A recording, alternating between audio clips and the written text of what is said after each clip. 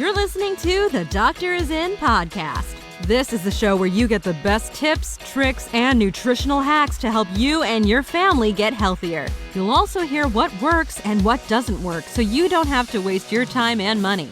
All right, let's get started. Hello, my name is Dr. Anthony Martin Jr. And I'm Dr. Martin Sr. And this is the Doctor Is In podcast, and this is episode 117. What we're going to do on today's podcast, we're going to answer some more of your questions. We've done this just a few episodes ago. You know, we get a lot of questions asked to us throughout the week, and a lot of people will, through different media, you know, you do a Facebook Live every Thursday morning. And that's answering questions. Yeah, it's good, right? It's live, it's on the spot. People are, it's amazing how many people are on there watching and asking questions. And then sometimes what happens is the event's over and they'll leave some questions on there. You try to answer them the week after. But so these are a series of questions that we got either from Facebook Live, emails that get sent into our clinic. So we figure we would answer a couple of the questions that came in over the last little bit. And then a lot of interesting cross-section of questions. So we'll go through a whole bunch of different things. The first question that seems to be more and more common today has to do with vertigo. That is seemingly becoming so much more common, right? It also seems like, well, first of all, when it comes to vertigo, there are a lot of different causes, you know, that can...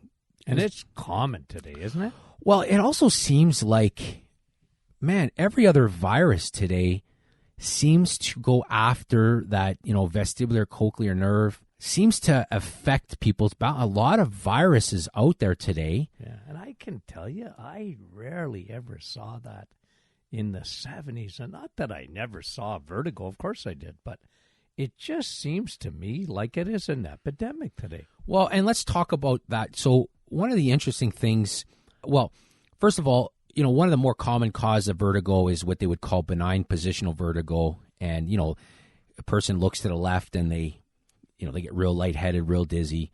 There are some great videos on YouTube on some home maneuvers that you can do that can help alleviate that. And so a lot of times also, a lot of vertigo actually comes from the neck, right? They got a bad neck, swelling in the wrong area.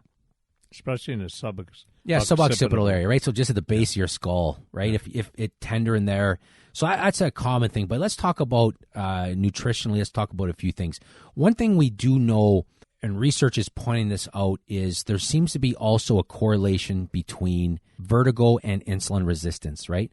It seems that one of the symptoms that some people get that are insulin resistant is vertigo. Now, so they have high circulating insulin. They have high circulating insulin, and as a result, now everybody who has high circulating insulin does not get vertigo, but it does seem that for some people, once they correct that high circulating insulin, their vertigo goes away, right? So there's a definite connection for some people. So that's one of the possible causes of vertigo. So if that's your reason, then, you know, by eating a lower carb, cutting out processed, you know, crappy carbs, like we like to say, may alleviate the issue for you. And it does for a lot of people, right? So that's one thing. Another thing that causes a lot of cases of vertigo are the medications that people are on. Yeah. I mean, let's be honest. People are on a lot of medications these days, you know, and this is kind of a pet peeve. A lot of times, you know, it's the same thing as a chemical. It's the same thing as a vaccine. They have to prove them safe in order to put them on the market. However, it's like testing a chemical safe, right? They don't test them with the thousands of other chemicals that you come into contact with pretty much every day. They test that chemical on their own. Yeah, so they don't know what the effect necessarily is when you compound all these chemicals together and, you know, you live in the real world. Well, it's the same thing with a lot of medications, right? These meds are tested. A lot of times, you know, sometimes even when they do test them, it's a fraud or it's, you know, it's a big business, right? I mean, there are countless occasions throughout history where it comes out after that they probably should never been approved in the first place. But let's just assume that everything's done by the books. The drug is tested safe. However, they don't test that drug when the average person, the average Canadian that is taking the medication is not just taking one medication. Yeah, they're taking 3 or 4 or 5 or 6. And there are no clinical trials that look at the effect of somebody taking 4 or 5 drugs together over a period of time. So they don't know. So what happens is that does that one drug cause vertigo? Maybe, maybe not, but some drugs do cause vertigo, no question. But does the combination of these drugs cause vertigo? Well, there might not be a study showing it, but there's a good chance that, when you mix all those drugs together, that, it's not out of the realm of possibility to say, yeah, that vertigo you're getting is maybe due to that drug that you're taking, right? So you got high circulating insulin as a cause, you got your neck as a cause, and you got your medication as a viruses. Cause. And viruses, that's another one. Big thing. We talked about that. Yeah, so those are the big reasons why vertigo is an issue, right? So if it's a virus, then, you want to take a lot of vitamin D3, you want to take a lot of lysine, you want to take a lot of probiotics. You didn't say oil of oregano. And I was going to finish with oil of oregano because I felt you staring at me in the back. You were offended that I didn't say oil of oregano right away, but yes. I love oil of oregano. Yeah, no kidding. No kidding. So, yeah. And then when you think of it, I always look, and because clinically we're looking for things in the office too, and we mentioned some, but I always look for a deficiency in vitamin B12 can often give you a vertigo, certainly a lack of balance. Vitamin D, as people get older, they're very, very low in vitamin D. And then their proprioception is not the same. They're very unsteady. So I'm not saying it's necessarily a vertigo, but it can be, a lot of people. Yeah, a lot of and that's the thing too. Sometimes when they describe a vertigo, they're not really describing a vertigo. Yeah, they're talking more lightheadedness. Yeah, or just lack of balance, right? Which could be sarcopenia, lack of. One of the problems that happens as we age, our leg muscles, our quads, our big, strong muscles, we lose muscle mass and our legs get weaker. And a big part of balance has to do with that, that muscle strength, right? And, it's interesting. There's a thing that they call proprioception, right? Which is basically it's the idea that your body or your brain knows where, for example, your feet are without having to look at them. Right? It knows where it's at. So that's why you can reach for a cup on a table and not be looking at it and not ram your hands into the table or miss the glass by 15 feet. Like you can do things without looking because your body has a sense of where your hands are.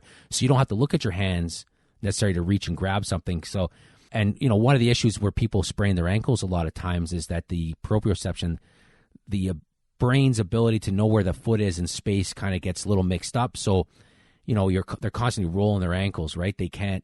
So, there's a lot of aspects of that, but that's one of the things that happens as we age. And so you throw in a little bit of, muscle deterioration or a lot of muscle deterioration in the quads, and it affects balance. It affects steadiness, which can lead to a sense of vertigo as well. So that's a great question, right? I mean, that's a great question. That's a more common today. But anyway, so that, kind of a way to look at vertigo, it's a lot of causes. And so therefore a lot of different treatments as well. All right, so that's the question on vertigo. Another question that we get asked is a lot of variations around sleeping or insomnia, right? There's an interesting study that was just done looking at sleep quality that I found it was interesting. They looked at, for example, how many times can you wake up at nighttime and still be considered normal sleep? Right? That's an interesting question because as you get to a certain age, most people wake up at nighttime at least once to go to the washroom, right? That's normal.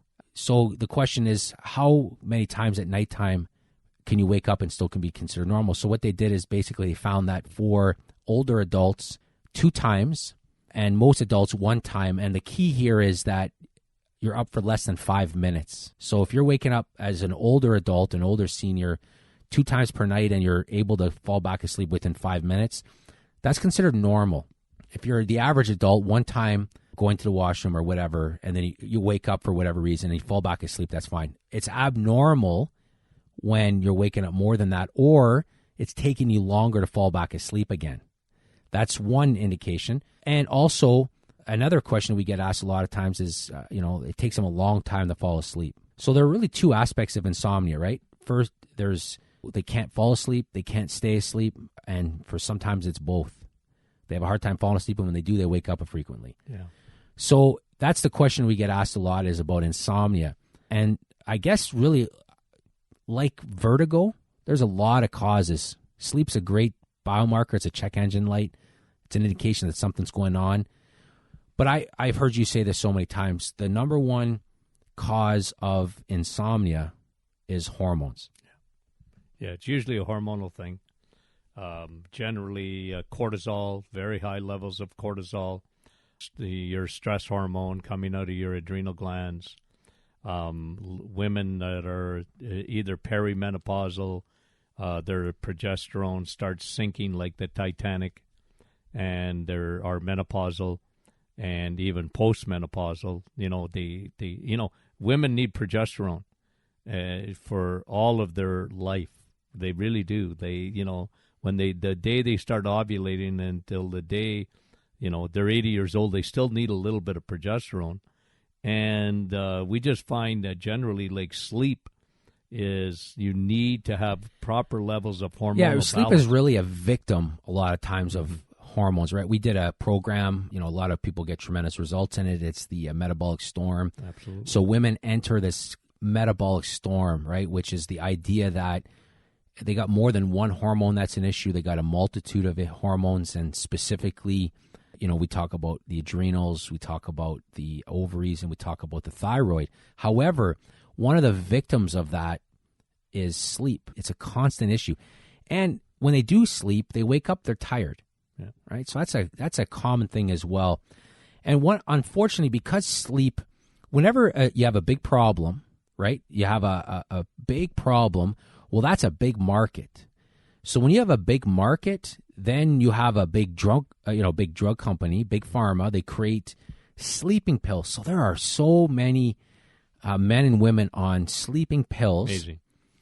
Yet they cause, we did an episode a while ago on sleeping pills, but they do cause a lot of issues. And you said this before, and I always found this interesting. There's a difference between sleeping and sedation, right? And you're being sedated. Yeah, you're not entering that deep REM sleep. Like, it's not a good idea to get, like, if you're going to have an operation, it's a good idea to be sedated. But you pay for that. Like, people don't, people realize, and they go through an operation afterwards, they go, man, it's taken me weeks and weeks of, just to get that sedation, it seems, out of their system, right? And they're taking a sleeping pill every night. Yeah, and some people, it's amazing. They've been on sleeping pills for a long time, and there is a definite, there are links to brain dementia, Alzheimer's, and time. All those things, right? So sleeping pills is a very common issue. But if you have a insomnia issue, you have to examine, you have to check your hormones, right? You have to go through that process of figuring out if your hormones, and as you mentioned, cortisol, the big culprit, but so is estrogen, so is progesterone, thyroid as well. So, there's a lot of aspects to it, but that's the first thing that we would tell somebody is let's have a look at your hormones. And probably you'd start with, I'd imagine, cortisol first, right? Yeah, but anyways, usually. So that's a big issue there. So that's when it comes to insomnia. Another question, I guess, that kind of goes along with that, somebody read an article we did on xenoestrogens, and they just wanted to know a little bit more about that.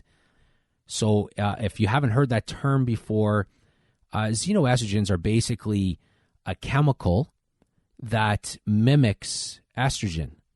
So they're estrogen-like chemicals. So what happens is if you put it on your skin, because they're in a lot of lotions, they're in the lakes, they're in a lot of the drinking water.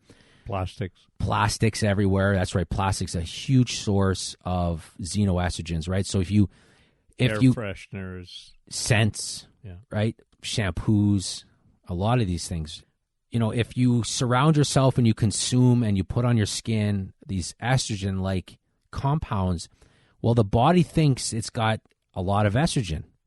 So, the body's all about balance. It's going to start these other physiological processes. It's going to start to secrete more of another hormone, and it's just going to cause a chain reaction. But basically, xenoestrogens always end up in estrogen dominance. And estrogen dominance is a real big problem for a lot of women and men. I mean, there are a lot of men that are estrogen dominant, right?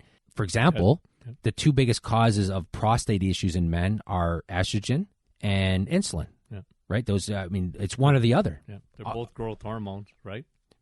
Yeah, so it's one or the other. So estrogen dominance is, whenever we say the word estrogen dominance, it can mean a few different things, and we probably should clarify this. It's always in relation. So whenever somebody says estrogen dominance, it's always in relation to progesterone. When somebody's estrogen dominant, they have too much estrogen in relation to progesterone, or they have normal estrogen, but they don't have enough progesterone, or they have low in both of them. Yeah. Right? That can create this estrogen dominant type of situation. It's bad news, right? Aside from the weight gain that comes with it, it will eventually cause a whole bunch of other hormonal issues. It's probably the cause of almost every breast cancer, Some people will say, well, no, my breast cancer wasn't estrogen receptive. I said, yes, it was. It helped it to make it grow. They just never die. They just couldn't see it when they did the testing on it. But believe me, there isn't a cancer in the world that doesn't love estrogen, to make it grow. So it loves estrogen, loves fuel, it loves insulin. Yeah, and insulin, so obviously, and estrogen are so insulin, tightly related, right? So, that's what, when we talk about xenoestrogens, and because we live in an estrogen world, right? I mean, they are, like you said, plastics. I mean, look at the studies that show that the Great Lakes and the oceans are just full of plastic, microplastics, right? I mean, they are a big problem. So we are surrounded by estrogen, as you mentioned, the scents and everything, right? So the chemicals. And you can't get away from it. No, you can't. That's the thing, right? Like, do everything you can. I agree with that, by the way.